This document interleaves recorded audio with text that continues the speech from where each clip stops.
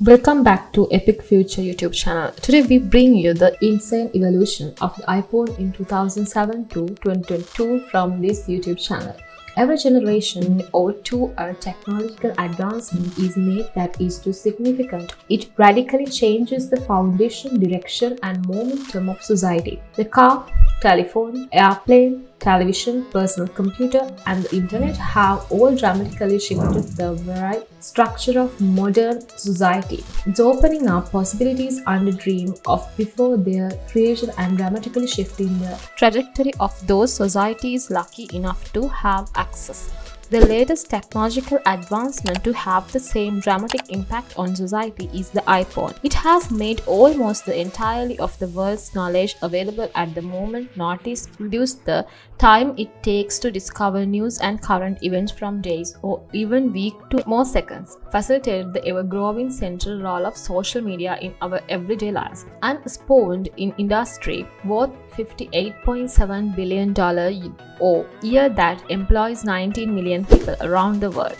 But Apple didn't start out with a plan to change the foundation of society as we know it. Like most transformational inventions, they started out with a simple problem and set out to fix it. Once we're considering about Generation 1, it is the first iPhone. Its first iPhone release date is June 29, 2007. In the months and even years leading up the release of the first iPhone, rumors had been swirling around the web about an iPod that could also work as a phone.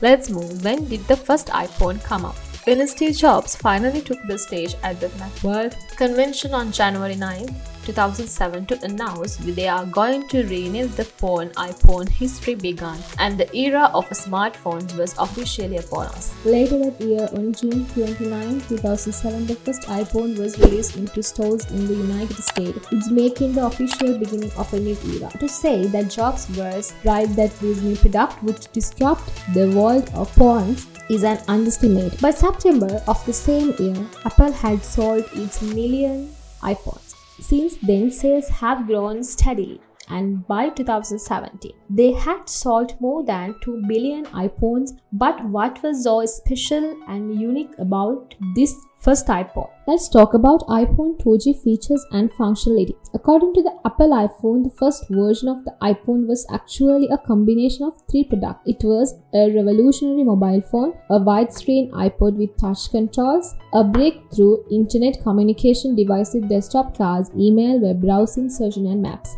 It's natural to want to anoint the innovative touchscreen as the most novel features since up until the point nothing like it existed.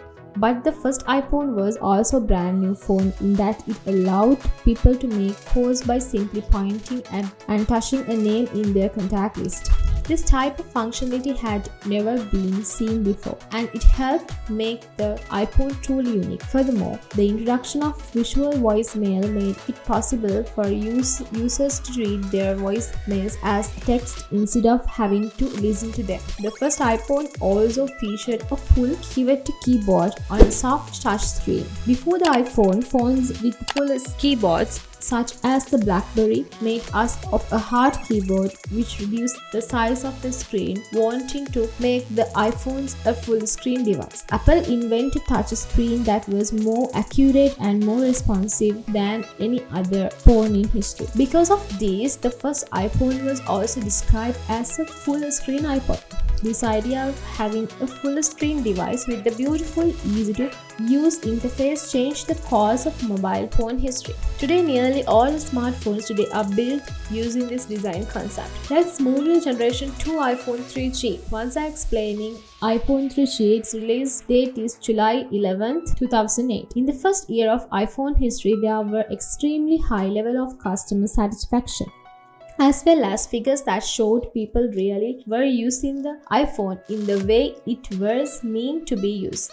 Just example, people were using it for emails, web browsing, and calling or texting, according to Steve Jobs. Furthermore, he discussed how 6 million iPhones had been sold in the product's first year, which says stopping only because the company ran out of products. However, he also identified where the iPhone needs to go next. Especially, He pointed to 5 things. The first one is the iPhone needed to be faster. The second one is the iPhone needed to be cheaper, available in more countries, and then is to be more compatible with third-party apps. Also, it should be more suited for business. The way in which Jobs discussed these challenges was smart, as this ended up being the defining characteristic of the next chapter of iPhone history. Let's move to the iPhone 3G features and functionality. Although the iPhone 3G ushered in a new era in the history of the iPhone, it was actually not a tremendous upgrade from the original version of the device. It addressed many of the issues mentioned above, but many other things stayed the same.